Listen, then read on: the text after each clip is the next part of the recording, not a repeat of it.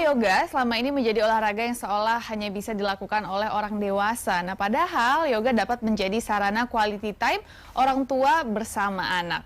Tak hanya itu, yoga juga bermanfaat bagi jiwa dan raga bagi anak, dan yoga juga dapat menjadi medium terapi anak berkebutuhan khusus. Nah, untuk selengkapnya, simak liputan sebagai berikut ini.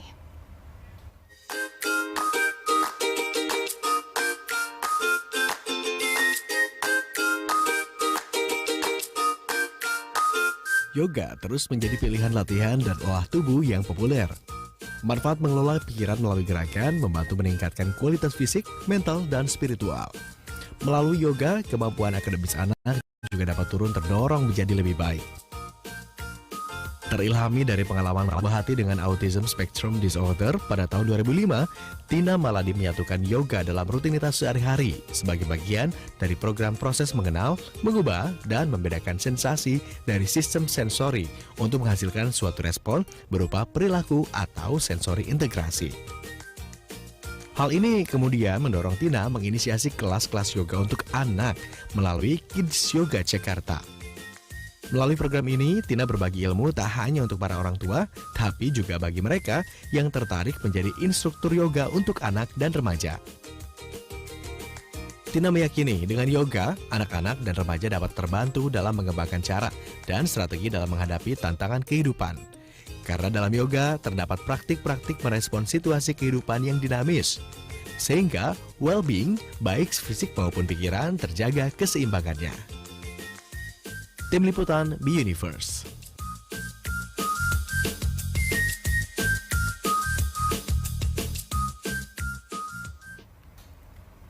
Yoga telah dikenal luas sebagai latihan fisik yang memiliki banyak manfaat, baik secara emosional maupun fisikal. Nah, lalu bagaimana mempraktikkan yoga untuk anak-anak, atau bagaimana ya cara melatih anak dan remaja agar dapat menghadapi tantangan tentunya dalam kehidupan dengan yoga. Nah, telah hadir pagi hari ini bersama kita ada Mbak Tina Maladi, founder Kids Yoga Jakarta. Selamat pagi, Mbak Tina.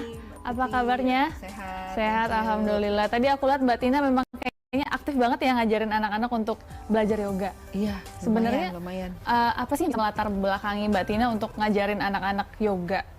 Jadi sebenarnya saya belajar yoga untuk diri sendiri.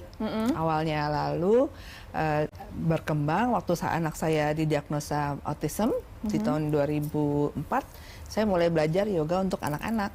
Jadi saya pakai yoga untuk ngajar anak saya di rumah sebagai program dari gerak dan sensori untuk anak saya. Nah, dari situ saya mulai fokus untuk ambil sertifikasi Children's Yoga Teacher Training for Special Needs. Nah, dari situ saya mulai terima klien untuk ngajar. Habis itu saya menjadi instruktur yoga untuk yoga education, jadi trainernya. Jadi awalnya dari situ sih mengajarnya. Sebenarnya dari diri sendiri lalu untuk kebutuhan anak juga ya. Benar. Tapi yoga ini sendiri untuk anak sama remaja bisa dimulai dari umur berapa, Mbak Tina? Sebenarnya dalam perut sih, Mbak. Karena kan ada prenatal yoga. Saya kebetulan juga certified di prenatal yoga, jadi ngajar ibu-ibu hamil. Jadi sebenarnya kan waktu hamil, anak dalam kandungan, kalau ibunya tenang, anaknya kan ikut tenang. Jadi kalau tanya dari umur berapa, ya dari perut udah bisa latihan yoga. Cuman pada saat setelah besar dikategorikan ada yang toddler, ada baby yoga, toddler yoga, ada children's yoga, dan teens gitu. Jadi kategori umurnya aja sih dibedain. Umurnya. Nah, aku pengen tahu juga nih, selama Mbak Tina mengajar dan latihan sendiri buat diri sendiri juga, manfaat yang paling Mbak Tina rasain dari yoga ini apa? Aduh, banyak banget sebenarnya, karena kan sebagai yoga tuh bermanfaat, sekarang udah banyak penelitiannya. Jadi kita program kita yoga education tuh evidence based. Jadi memang ada penelitian yoga bisa mengurangi stres. Yoga bisa meningkatkan untuk anak-anak ya, kesiapan anak-anak untuk belajar. Makanya program yoga education bisa masuk ke sekolah-sekolah karena mereka bisa diberikan sebagai brain break gitu loh. Kalau anak-anak capek kan akademik itu kan cukup berat ya sekarang ya. Kita berikan sebagai brain break in between satu subjek ke subjek lain gitu. Jadi mereka bisa refresh lagi dan mulai lagi buat belajar gitu. Nah, kalau untuk saya sendiri sih manfaatnya banyak banget ya. Dari yang tadinya marah-marah, sekarang mulai berkurang, tapi bukan yang nggak marah-marah, tetap marah-marah. Cuman mulai berkurang gitu, mulai aware kita makannya apa, jaga kesehatannya gimana. Itu dulu sih paling simple. Nah kalau kita nih orang dewasa mungkin jadi lebih tenang, kayak nggak jadi nggak marah-marah. Nah tapi kalau anak-anak ini seperti apa? Mungkin mereka apakah jadi lebih tenang juga atau mereka mungkin jadi lebih apa? Mungkin kalau anak-anak kan tetap anak-anak ya. Maksudnya kan pertama mereka lebih aware terhadap dirinya sendiri gitu ya. Karena kan yoga itu bawa dari kita sekarang kan dibombardir oleh sosial media dan segala macam itu kan sangat-sangat disruption in terms of external. Jadi yoga itu dengan latihan nafas itu bahwa kita lebih fokus ke internal. Even sensation yang ada dalam dirinya mereka itu mereka oh ternyata aku gerakan satria 1 bisa ya seperti ini ya. Aku bisa juga seperti gerakan gajah. Itu kan mereka jadi lebih fokus ke diri sendiri gitu loh. Nah, banyak orang tua yang sharing ke saya anaknya tidurnya jadi lebih bagus. Ada juga yang mereka jadi lebih oke, sebelum aku marah aku mau tarik nafas kayak gitu. Jadi itu kan udah awareness ya, dan itu nggak diajarin dari orang, kita kan nggak perlu ingetin terus gitu. Itu sih yang saya banyak dapat info dari orang tua. Dapat info dari orang tua. Nah, aku juga pengen lihat nih Mbak Tina dan pemirsa di rumah ini gimana sih gerakan yoga untuk anak-anak. Mungkin Mbak Tina kita bisa tunjukin juga gerakannya seperti apa. Kita boleh ke sana Mbak Tina? Boleh. Aku akan pakai kartu yoga ya, soalnya anak-anak akan nggak lebih mudah kalau kita pakai kartu yoga. Hari ini saya dibantu juga sama Mbak Mira. Oh, ada Mbak Mira. Ya, Mbak Mira juga pengajar yoga anak-anak gitu. Oke, kita bisa mulai aja ya. Boleh. Oke. Kita berdiri. Ini ada siapa aja di sini namanya? Siapa? Kivi. Kivi. Dan Kivi sama siapa sayang? Dan Gina. Oke. Sekarang kita semuanya madepnya ke sini ya. Madepnya ke Miss Mira, boleh? Oke, Berdiri di tengah matras, menghadapnya ke Miss sebelum Mira. mulai biar semangat kita tos dulu. Yeay. Tepuk tangan dulu. Aku juga mau dong dapat tos dong. Aku juga mau dapat tos. Yeay, lagi. Thank you. Semangat ya. Oke. Sekarang kita sebelum yoga kita mau mulai dulu yang disebut dengan nama joy breath. Oke, atau tarik nafas atau sebutnya nafas ceria kalau di bahasa Indonesia kan. Yuk kita fokus ke Miss Mira ya. Tarik nafas panjang. Tarik nafas panjang. Tuh, buang nafas. Tarik nafas lagi ke samping tangannya. Buang nafas ke depan. Tarik nafas ke atas. Buang nafas yang semangat. Oke, biar semangat sekali lagi ya. Sekali lagi ya. Sekali lagi ya. Waktu buang nafas gini. Gitu ya. Buang semuanya. Jangan lupa nafasnya selalu dari Hidung. Tapi kalau pakai mulut nggak apa-apa. Oke, ya. Oke, posisinya rapi di tengah matras. Kita tarik nafas lagi ke atas. Tarik nafas. Buang nafas ke tengah. Tarik nafas ke samping. Buang sampah ke tengah.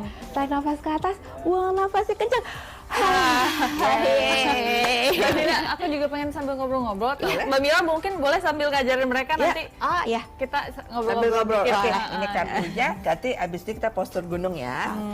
Oke. jadi Ini kan sekarang kalau kita lihat mau anak postur kecil gunung ya. ini Postur agak gunung susah kan mengatur konsentrasinya. Kadang kalau misalnya lagi yoga mungkin Kita suka posisi ke yang distract. Gimana cara untuk biar mereka tetap konsentrasi? Nah, jadi kan memang untuk menjadi instruktur yoga anak ada pelatihan tersendiri. Nah, dari situ kan kita mengajarkan tumbuh kembang anak-anak sesuai usianya. Baik itu secara anatominya, fisiologinya, pertumbuhan otaknya, juga ke social emotional. Jadi para instruktur dilatih untuk mengajarkan bagaimana komunikasi sama mereka, karena kan kita tahu tumbuh kembangnya mereka saat ini usianya mereka 8. Oke, bagaimana komunikasi dengan anak 8 tahun. Dan tentunya beda sama yoga buat orang dewasa. Jauh, karena kan kita lebih fun, lebih playful. Kalau sama anak kecil. Betul. Makanya juga banyak kita pakai materi kayak visual support karena mereka lebih mudah untuk bisa mengikuti gerakan gurunya. Oh, ini aku boleh tanya, kartu yoga ini memang sengaja dibuat Iya. buat anak-anak biar bisa belajar yoga lebih gampang. Betul, ini kemarin aku buat, ini untuk anak usia dari 3 sampai 12 tahun. Sampai 8 tahun, tapi sebenarnya 12 tahun juga masih bisa ikut. Gitu, karena berdasarkan pengalaman dari aku, ngajar anakku yang autistik itu, kalau kita hanya verbal saja, kesulitan dia untuk memahami. Nah, jadi dengan menggunakan kartu, mereka kan akan lihat secara visual. Lebih mudah mereka, oh seperti itu ya gerakannya, dan baru mereka ikutin. Gitu. Jadi akan memudahkan anak-anak untuk mengikuti gitu. Nah, abis ini ada gerakan apa lagi? Yang paling besar apa ini? Gajah. Oke. Gajah, kita punya apa? Belalang. Panjang. Kita bikin belalainya dulu. Tangannya ke depan. Turunkan ke bawah. Kakinya buka lebar. Kakinya buka karena gajahnya lebar. Terus kita ambil dulu airnya. Di bawah. Kita turun ke belakang. Kita naikin ke atas, disembur airnya. Gimana suara gajah? Nyembur air? Ayo kita coba lagi. Kita bikin dulu belalainya ke depan. Kalau anak-anak gini, Mbak Tina, Turun ke bawah. Ambil dulu air. biasanya mereka kalau belajar yoga pada saat pulang sekolah atau pada weekend saja Bisa biasanya. tiap hari. Bisa tiap hari ya? Karena kan kita bisa ngajarin yoga mereka untuk lebih semangat atau lebih tenang. Jadi kayak gerakan, nanti ada beberapa gerakan seperti gerakan gajah, dan nanti ada nafas singa, itu bisa bikin mereka lebih semangat. Tapi kalau untuk yang lebih calming juga ada, nanti ada gerakan seperti tikus, seperti fat, menenangkan mereka. Dan waktu mau tidur supaya mereka lebih pules tidurnya, ada gerakan-gerakan yang bisa stretching untuk bantu mereka tidur. Jadi tergantung, maka saya bilang kan nggak harus semua kartu dipakai ya. Maksudnya mungkin hari ini mau siap sekolah biar semangat pakai 2 kartu aja. Gitu. Oh, begitu. Nanti mau tenang kita pakai 3 kartu. Jadi bisa dipilih sama parents gitu. Jadi sebenarnya gerakan-gerakannya ini pun ada tujuan tertentunya ya, kayak tadi misalnya Betul, gerakan apa iya. buat lebih semangat sekolah, Iya. bisa dikerjain di rumah sama Betul, orang tua. betul. Makanya kita bikin pelatihan juga, orang tua boleh join untuk bisa ngajar anak-anak yoga gitu. Nah ini kan postur Satria 1 nih. Satria 1 kan kalau kita as a warrior kan we feel like brave, we feel strong. Iya. Nah itu kan bagus untuk memotivasi mereka kan. Saat mereka mungkin lagi low, lagi gimana.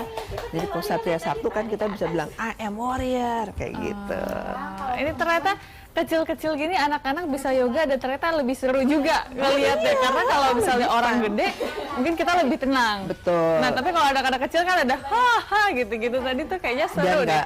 nggak terlalu diem ya, kita kan banyak omong kita Iya, harus iya. karena anak kecil kan kita ngajarinnya tidak bisa inhale, exhale, Iya. tapi kita menggunakan suara. Misalnya tadi suara gajah Suara gitu kan, gajah. atau nanti ada suara sapi dan kucing. Gitu kan. Nah itu bagian dari mengajarkan nafas ke mereka. Ya kan setiap kita bikin suara itu kan nafas, iya. gitu. Iya bisa gitu, penari ya. Angkat kaki, yang satu lagi, angkat tangannya ke atas. Ya, siap. Oke. Condongkan badan ke Nah depan. pemirsa ternyata di rumah juga bisa ngikutin di rumah ya Mbak Tina ya. Bisa.